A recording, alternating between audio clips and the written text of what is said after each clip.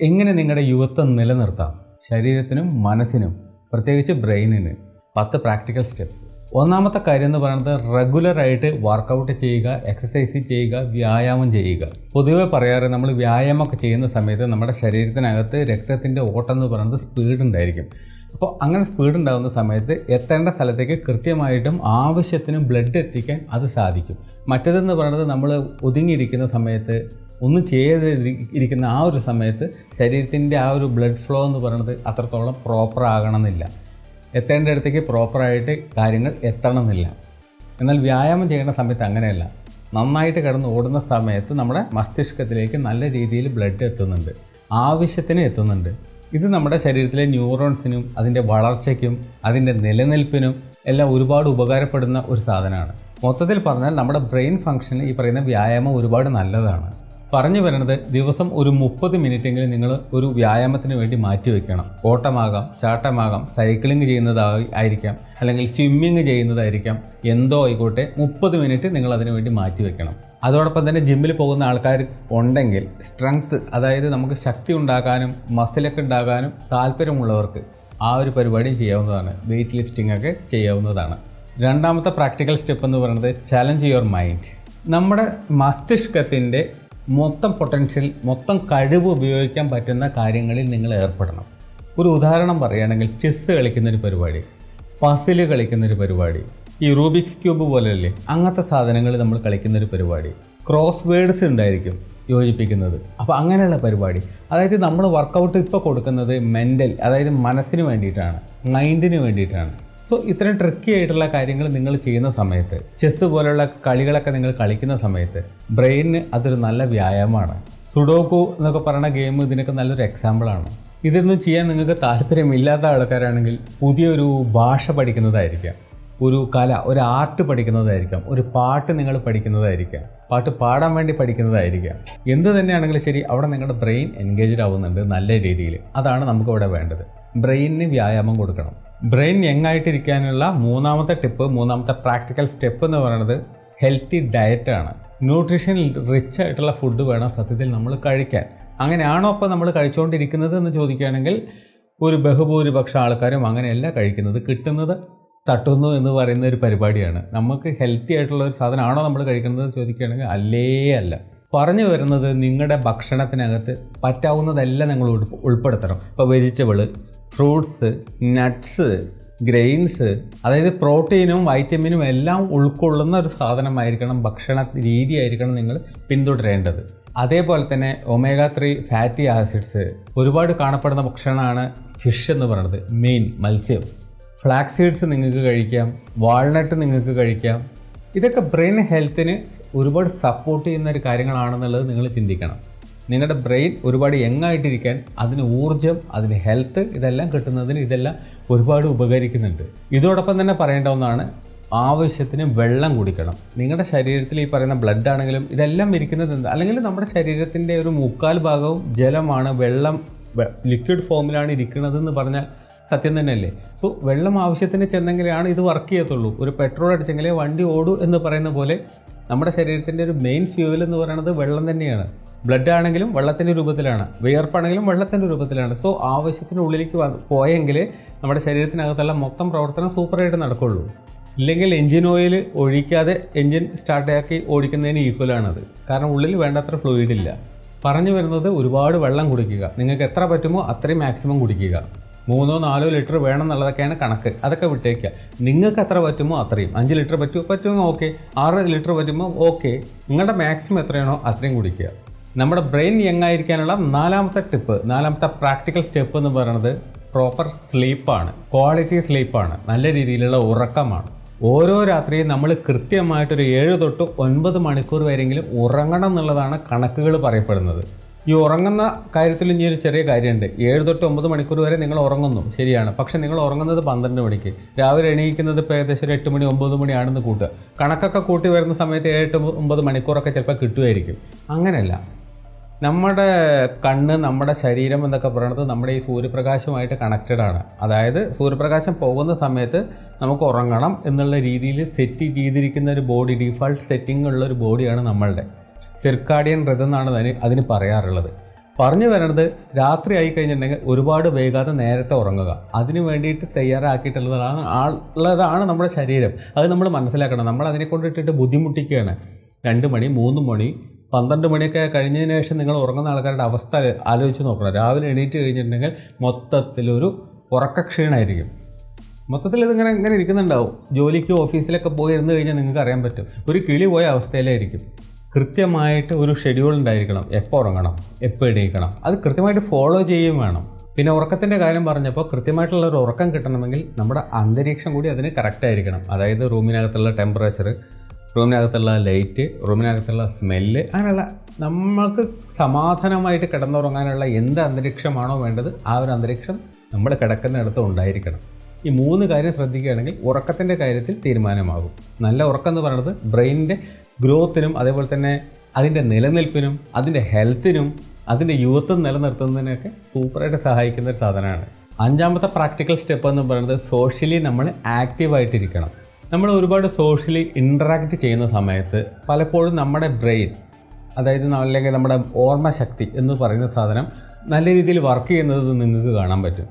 നമ്മൾ ഐഡിയലായിട്ട് ഒരു ഭാഗത്ത് ഇരിക്കുകയാണെങ്കിൽ ഒരു പക്ഷേ പല കാര്യങ്ങളും നമുക്ക് ഓർത്തെടുക്കാൻ ബുദ്ധിമുട്ടുണ്ടാകും. പക്ഷേ നമ്മൾ ഇൻറ്ററാക്റ്റ് ചെയ്യുന്ന സമയത്ത് നമ്മുടെ ബ്രെയിൻ അതിനനുസരിച്ചിട്ട് വർക്ക് ചെയ്യും. അവർ സംസാരിക്കുന്ന കാര്യങ്ങളിൽ പലതും നമ്മുടെ തലയ്ക്കകത്ത് കയറിയിട്ടുണ്ടാവും. ആ കയറിയ സാധനങ്ങൾ പലപ്പോഴും മെമ്മറിയിൽ നല്ല രീതിയിൽ സൂക്ഷിക്കപ്പെടാറുമുണ്ട്. സോഷ്യൽ ഇൻറ്ററാക്ഷൻ എന്ന് പറയുന്നത് മെമ്മറി വർദ്ധിപ്പിക്കുന്ന ഒരു സാധനം കൂടിയാണെന്നുള്ളത് ചുരുക്കി പറയാം. അതുകൊണ്ട് പറഞ്ഞു വരുന്നത് നിങ്ങളുടെ ഫാമിലിയിലാണെങ്കിലും നിങ്ങളുടെ സുഹൃത്തുക്കളാണെങ്കിലും ശരി, നാട്ടുകാരാണെങ്കിലും ശരി, എല്ലാവരുമായിട്ട് നല്ല കമ്മ്യൂണിക്കേഷൻ, നല്ലൊരു ബന്ധം നിങ്ങൾ ഉണ്ടാക്കിയെടുക്കണം. സംസാരിക്കാൻ പറ്റുന്ന സമയത്തൊക്കെ സംസാരിക്കുക. ഈ പറ്റാത്ത സമയത്താണെങ്കിൽ ഫോൺ ചെയ്യുക, വീഡിയോ കോൾ ചെയ്യുക. എന്തോ സോഷ്യലി നിങ്ങളൊരു ഇൻറ്ററാക്ഷൻ ഉണ്ടാക്കിയെടുക്കുന്നത് നല്ലതാണെന്നുള്ളതാണ് പറയണത്. ഇല്ലെങ്കിൽ കുഴപ്പമൊന്നുമില്ല, പക്ഷെ ഉണ്ടെങ്കിൽ നല്ലതാണ്. ബ്രെയിൻ കുറച്ചും കൂടി സ്മാർട്ടായിട്ടിരിക്കാൻ നല്ലതാണ് എന്ന് കരുതി ഇൻട്രോവേർട്ടായിട്ടുള്ള ഒരാൾ പോയിട്ട് സോഷ്യൽ ആക്ടിവിറ്റീസിൽ ഏർപ്പെടണം, എല്ലാവരുമായിട്ട് ഇൻറ്ററാക്ട് ചെയ്യണം എന്നൊക്കെ പറയുകയാണെങ്കിൽ നടക്കാത്ത കാര്യമാണ്. കാരണം ഞാനും ഒരു ഇൻട്രോവേർട്ട് തന്നെയാണ്. ബ്രെയിൻ യങ് ആയിട്ടിരിക്കാനുള്ള 6ാമത്തെ പ്രാക്ടിക്കൽ സ്റ്റെപ്പ് എന്ന് പറയുന്നത് നമുക്ക് വരുന്ന സ്ട്രെസ്സിനെ മാനേജ് ചെയ്യാൻ നമ്മൾ പഠിക്കണം. നമ്മുടെ സ്ട്രെസ്സിനെ മാനേജ് ചെയ്യാൻ നമുക്ക് ഏറ്റവും നല്ലൊരു പരിപാടി എന്ന് പറയുന്നത് ഇന്നുള്ളത് മെഡിറ്റേഷനാണ്. എവിടെയെങ്കിലും പോയിട്ട് സമാധാനമായിട്ട് ഒരു സ്ഥലത്ത് ഒതുങ്ങിയിരിക്കുക, എന്തെങ്കിലും ഒരു കാര്യത്തെക്കുറിച്ച് ചിന്തിച്ചുകൊണ്ടിരിക്കുക. ഒരുപാട് കാര്യങ്ങളെക്കുറിച്ച് ചിന്തിക്കേണ്ട, എന്തെങ്കിലും ഒരു കാര്യം, അത്രയേ ഉള്ളൂ മെഡിറ്റേഷൻ. റിലാക്സ് ചെയ്യുക നമ്മുടെ മനസ്സും ശരീരവും. വേറൊന്നും അതുകൊണ്ട് അർത്ഥാക്കുന്നില്ല. അതിനൊരു സ്പിരിച്വൽ കാര്യത്തിലേക്കൊന്നും നിങ്ങൾ കൊണ്ടുപോകണ്ട. വളരെ സയൻറ്റിഫിക്കായിട്ട് ഒരു ഭാഗത്തിരുന്നിട്ട് നിങ്ങളുടെ ജോലിയാണെങ്കിൽ ജോലി, നിങ്ങൾ പഠിക്കുന്ന പാഠത്തിൻ്റെ കാര്യമാണെങ്കിൽ അതല്ല നിങ്ങൾക്ക് ധ്യാനിക്കണം തോന്നുകയാണെങ്കിൽ ദൈവത്തെ മനസ്സിൽ വിചാരിച്ച് ധ്യാനിച്ചോ. എന്ത് ചെയ്താലും വേണ്ടില്ല, മനസ്സിന് ഏകാഗ്രത ഉണ്ടാക്കണം, കോൺസെൻട്രേഷൻ ഉണ്ടാക്കണം. അതിലേതെങ്കിലും ഒരു കാര്യത്തിൽ നിങ്ങൾ ശ്രദ്ധിച്ചുകൊണ്ടിരിക്കുക, മെഡിറ്റേറ്റ് ചെയ്യുക, റിലാക്സ് ചെയ്യുക. ശരീരത്തിനും മനസ്സിനും ആ ഒരു റിലാക്സേഷൻ കിട്ടണം. ഇങ്ങനെയൊക്കെ ചെയ്യുമ്പോഴാണ് നമ്മുടെ പറയുന്ന സ്ട്രെസ്സ് ഒരാളൊരിക്കൽ കുറയുന്നത്.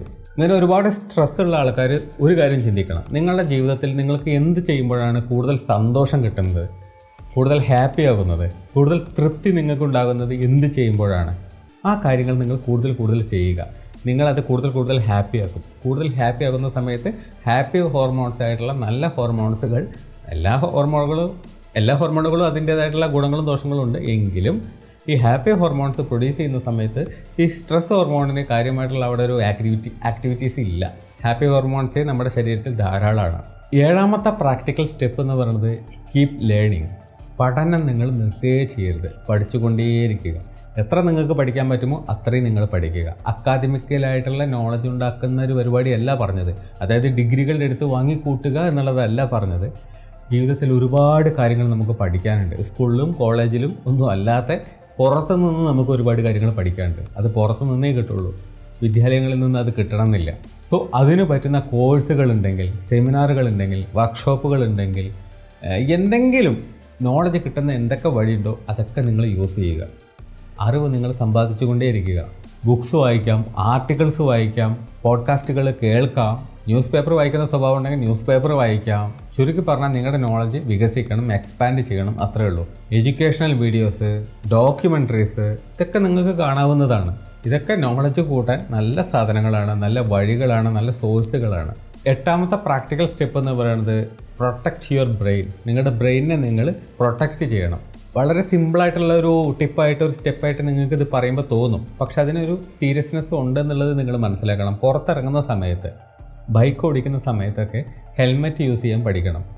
കാറ് പോലെയുള്ള വാഹനങ്ങൾ ഓടിക്കുമ്പോൾ സീറ്റ് ബെൽറ്റ് ഇടാൻ നിങ്ങൾ പഠിക്കണം, ശീലിക്കണം. കാരണം നമ്മുടെ ബ്രെയിനിനെ നമ്മൾ പ്രൊട്ടക്റ്റ് ചെയ്തേ പറ്റുള്ളൂ. അതിന് ഫിസിക്കലായിട്ടുള്ള ഒരു അപകടവും ഒരു പ്രശ്നവും ഉണ്ടാകരുത്. അത് നിങ്ങൾ അഡ്വഞ്ചറായിട്ടുള്ള എന്ത് പരിപാടി ചെയ്യുകയാണെങ്കിലും ശരി, പ്രൊട്ടക്ഷൻ എന്ന് പറയുന്ന സാധനം ഉണ്ടായിരിക്കണം. സേഫ്റ്റി ഇല്ലെങ്കിൽ നിങ്ങൾ ആ പരിപാടിക്ക് നിൽക്കരുത്.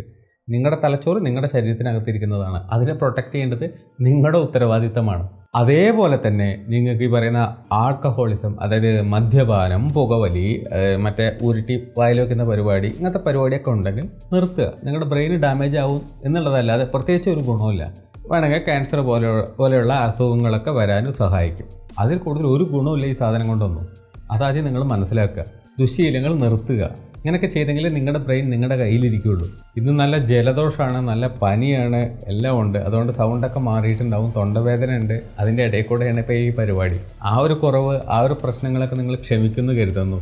9ാമത്തെ പ്രാക്ടിക്കൽ സ്റ്റെപ്പ് എന്ന് പറയുന്നത് കീപ് പോസിറ്റീവ് ആറ്റിറ്റ്യൂഡ്. നന്നാവണമെങ്കിൽ മനസ്സ് നന്നാവണം, മെൻ്റൽ ഹെൽത്ത് നന്നാവണം. മെൻ്റൽ ഹെൽത്ത് നന്നായെങ്കിൽ നമ്മുടെ ശരീരം കൂടി നന്നാവുള്ളൂ. അപ്പോഴേ നമ്മുടെ ബ്രെയിനും നന്നാവുള്ളൂ. പറഞ്ഞു വരുന്നത് പോസിറ്റീവായിട്ടുള്ള ഒരു മൈൻഡ് സെറ്റ് നിങ്ങൾക്ക് ഉണ്ടാകണം. എന്ത് കാര്യം എടുക്കുകയാണെങ്കിലും ശരി, അതിനകത്ത് നെഗറ്റീവ് ചുരണ്ടി നോക്കുന്ന ഒരു പരിപാടി ഉണ്ടെങ്കിൽ കുറയ്ക്കുക, പറ്റുമെങ്കിൽ ഒഴിവാക്കുക. പലതിലും നല്ല നല്ല കാര്യങ്ങൾ, അതിൻ്റെ പോസിറ്റീവ് സൈഡ് കാണാൻ നിങ്ങൾ പഠിക്കുക. ജീവിതത്തിൽ നടന്നിട്ടുള്ള നല്ല നല്ല കാര്യങ്ങളിലെല്ലാം ഒരു ഗ്രാറ്റിറ്റ്യൂഡ് മൈൻഡ് നിങ്ങൾക്ക് ഉണ്ടാകണം. അതൊക്കെ നിങ്ങളിലേക്ക് വന്നു ചേർന്നതിന് ഒരു നന്ദി നിങ്ങൾക്ക് തോന്നണം. നിങ്ങൾ ഈ ലോകത്ത് ജനിച്ചതിന്. ഇപ്പോൾ നിങ്ങളുടെ കയ്യിലുള്ള പണം, സമ്പത്ത്, പദവി, അന്തസ്സ്, പ്രശസ്തി, അങ്ങനെ നിങ്ങളുടെ കയ്യിൽ എന്തൊക്കെ ഉണ്ടോ, ഇതൊന്നും ഇല്ലാത്ത ഒരുപാട് പേരുണ്ട്. നമ്മളെപ്പോലെ പലതും കഴിയാത്ത പല ആൾക്കാർ ഇന്ന് സമൂഹത്തിലുണ്ട്. നടക്കാൻ കഴിയാത്ത ആൾക്കാരുണ്ട്, സംസാരിക്കാൻ കഴിയാത്ത ആൾക്കാരുണ്ട്, ചെവി കേൾക്കാത്ത ആൾക്കാരുണ്ട്, കണ്ണ് കാണാത്ത ആൾക്കാരുണ്ട്. സോ ഇതെല്ലാം ഉള്ള നിങ്ങൾ അതിനൊരു മനസ്സ് നമുക്ക് കാണിക്കണം. എന്താ പറയുക, ഒരു നന്ദിയുള്ളൊരു മനസ്സ് നമുക്കുണ്ടാകണം. ഒരു താങ്ക്ഫുൾ മൈൻഡ് സെറ്റ് നിങ്ങൾക്കുണ്ടാകണം. നിങ്ങളുടെ ചുറ്റുമുള്ള ആൾക്കാരെന്ന് പറയുന്നതാണ് നിങ്ങളുടെ സ്വഭാവം. നിങ്ങളുടെ സ്വഭാവം അറിയണമെങ്കിൽ നിങ്ങളുടെ കൂട്ടുകാരുടെ സ്വഭാവം അറിഞ്ഞാൽ മതി. അതിൻ്റെ ഒരു ആകത്തുകയായിരിക്കും നിങ്ങളും. വലിയൊരു വ്യത്യാസമൊന്നും ഉണ്ടാകാൻ പോകുന്നില്ല. ഉണ്ടെങ്കിൽ നിങ്ങൾ ആ സുഹൃത്ത് ബന്ധം അധികം വൈകാതെ ഉപേക്ഷിക്കാൻ പോകുന്ന ആളാണെന്നാണ് അതിൻ്റെ അർത്ഥം. കാരണം രണ്ടും രണ്ടാണെങ്കിൽ, അല്ലെങ്കിൽ രണ്ടും ഒന്നായിരിക്കും. ചുരുക്കി പറഞ്ഞാൽ പോസിറ്റീവായിട്ട് ചിന്തിക്കുന്ന ആൾക്കാരെ കൊണ്ട് വേണം നിങ്ങളുടെ ചുറ്റും നടക്കാൻ. എങ്കിലേ നിങ്ങളുടെ പെരുമാറ്റത്തിലും നിങ്ങളുടെ സ്വഭാവത്തിലും നിങ്ങളുടെ മനസ്സിലേക്ക് നല്ലത് കയറുള്ളൂ. ഇല്ലെങ്കിൽ ഈ നെഗറ്റിവിറ്റി മാത്രമായിരിക്കും നിങ്ങളുടെ തലയിലുണ്ടാവുക. പിന്നെ പറയാനുള്ളത്, നിങ്ങൾക്ക് ജീവിതത്തിൽ ലക്ഷ്യങ്ങൾ ഉണ്ടായിരിക്കണം. ഗോൾസ്, എവിടേക്ക് എത്തണം, എന്താണ്. പല ആൾക്കാർക്കും ജീവിതത്തിൽ ലക്ഷ്യം എന്ന് പറയുന്ന സാധനമേ ഇല്ല. എങ്ങനെയൊക്കെ അങ്ങ് ജീവിച്ചു പോകണം, മരിക്കുന്ന വരെ എവിടെയെങ്കിലുമൊക്കെ ജോലി ചെയ്യണം, കിട്ടുന്ന വരുമാനം കൊണ്ട് അങ്ങനെ ജീവിച്ചു പോകണം. ഇതല്ലാതെ കൃത്യമായിട്ട് ഒരു പോയിൻ്റ് ഔട്ട് ചെയ്ത് പറയാൻ പറ്റുന്ന ഒരു ലക്ഷ്യം പല ആൾക്കാർക്കും ഇല്ല. നൂലില്ലാത്ത പട്ടത്തിൻ്റെ അവസ്ഥയാണ് പല ആൾക്കാരുടെ ജീവിതം. അങ്ങനെ ആകരുത്. ലക്ഷ്യങ്ങളുണ്ടാവണം. അതിന് നടുക്ക് നമ്മൾ അച്ചീവ് ചെയ്ത ലക്ഷ്യങ്ങൾ നമ്മൾ ആസ്വദിക്കണം, എൻജോയ് ചെയ്യണം, സെലിബ്രേറ്റ് ചെയ്യണം. ഇതൊക്കെ മനസ്സിൻ്റെ ആ ഒരു യൗവനം നിലനിർത്തുന്നതിന് ഒരുപാട് സഹായിക്കുന്ന കാര്യങ്ങളാണ്. ബ്രെയിൻ യങ്ങായിട്ട് വെക്കുന്നതിനുള്ള 10ാമത്തെ പ്രാക്ടിക്കൽ സ്റ്റെപ്പ് എന്ന് പറയുന്നത് സ്റ്റേ ഓർഗനൈസ്ഡ്. എല്ലാ കാര്യങ്ങൾക്കും ഒരു അടുക്കും ചിട്ടയും ഒരു ഡിസിപ്ലിൻ ഉണ്ടായിരിക്കണം. ഓരോ കാര്യങ്ങളും ഓരോ ദിവസവും നമ്മൾ ചെയ്യേണ്ട കാര്യങ്ങൾ നമ്മൾ മറന്നു പോകാതിരിക്കാൻ റിമൈൻഡർ ഇട്ട് വെക്കുന്നതോ, കലണ്ടറിൽ എഴുതി വെക്കുന്നതോ, ഗൂഗിൾ കലണ്ടർ പോലെയുള്ള സാധനങ്ങളുണ്ട്, ഇതിനകത്ത് നോട്ട് ചെയ്യുന്നത്, എല്ലാ കാര്യങ്ങളും നമുക്ക് കൃത്യമായിട്ട് നടക്കണം. നമ്മളൊന്നും മറന്നു പോകരുത്, ഒന്നും വിട്ടു പോകരുത്. സോ എല്ലാം പ്ലാൻ പടി നടത്താൻ നമ്മൾ പരമാവധി ശ്രദ്ധിക്കണം. പ്ലാൻ പടി എല്ലാം നടക്കുമോ വെച്ച് കഴിഞ്ഞാൽ എല്ലാം നടക്കില്ല. കാരണം ഫ്യൂച്ചർ എന്ന് പറയുന്നത് അൺസർട്ടൈനാണ്, നമുക്കൊന്നും പറയാൻ പറ്റത്തില്ല. എങ്കിലും പരമാവധി കാര്യങ്ങൾക്ക് നമുക്കൊരു പ്ലാൻ ഉണ്ടായിരിക്കണം. നടക്കില്ല എന്നുള്ളത് പിന്നത്തെ കാര്യം, പക്ഷെ പ്ലാൻ ഉണ്ടായിരിക്കണം. അതുപടി നമ്മൾ പോകണം. ഓരോ ദിവസവും ചെയ്യേണ്ട കാര്യങ്ങളുടെ ഒരു ടു ഡു ലിസ്റ്റ് എന്ന് പറയുന്ന ഒരു പരിപാടിയുണ്ട്. എന്ത് ചെയ്യണം ഇന്ന്, ഇന്ന സമയത്ത് എന്ത് ചെയ്യണം, ഇത് നമ്മൾക്കൊരു പ്ലാൻ ഓൾറെഡി ഉണ്ടായിരിക്കണം. ഇപ്പോൾ നാളെ എന്ത് ചെയ്യണം എന്നുള്ളത് ഒരു പ്ലാൻ നമുക്ക് ഇന്നില്ലെങ്കിൽ നമ്മൾ നാളെ എണീറ്റിട്ട് എന്തൊക്കെയോ കാട്ടിക്കൂട്ടും. ഉള്ള സമയം നമ്മൾ വേസ്റ്റാക്കും. ഇപ്പോൾ നമ്മൾ കണ്ടിട്ടില്ലേ, വീക്കെൻഡൊക്കെ വരുന്ന സമയത്ത് ജോലി ചെയ്ത് വെള്ളിയാഴ്ച ശനിയാഴ്ച വന്നു കഴിഞ്ഞതിന് ശേഷം ലീവ് കിട്ടുന്ന ആ വീക്കെൻഡ് ഡേയ്സ് എന്താണെന്നറിയില്ല, ബുള്ളറ്റ് ട്രെയിൻ പോണ സ്പീഡിലായിരിക്കും നിങ്ങളുടെയൊക്കെ ഞായറാഴ്ച പോയിട്ടുണ്ടാവുക അല്ലേ? എന്താ അതിൻ്റെ കാരണം? ഓരോ കാര്യങ്ങളും നിങ്ങൾ വേണ്ട പോലെ നിങ്ങൾ പ്ലാൻ ചെയ്തിട്ടില്ല. നിങ്ങൾ ചുമ്മാ എൻജോയ് ചെയ്തപ്പോൾ സമയം പോയത് നിങ്ങൾ അറിഞ്ഞില്ല.